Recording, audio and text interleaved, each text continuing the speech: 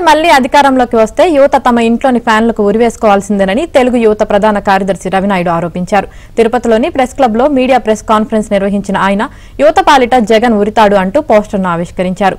అనంతరం వైసీపీ పాలనలో రాష్ట్రం 25 ఏళ్లు వెనక్కి వెళ్లిపోయిందని రవినాయుడు మండిపడ్డారు. వేలాది మంది యువత జీవితాలను జగన్ సర్వనాశనం చేశారంటూ విమర్శించారు.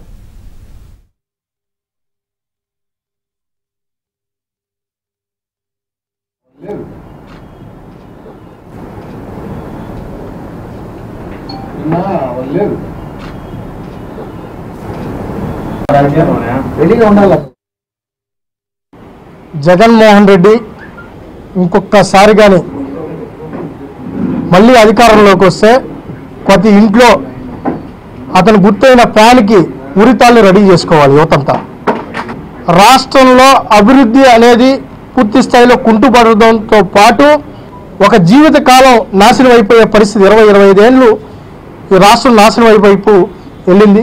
అదే కానీ మళ్ళీ కొనసాగితే వీళ్ళు పెట్టే ప్రలోభాలకు లొంగితే జగన్మోహన్ రెడ్డి చెప్పే మాటలు కానీ కవ్వింపు మాటలకు మళ్ళీ నమ్మితే మళ్ళీ రాష్ట్రం శాశ్వతంగా నాశనం అయిపోతుంది.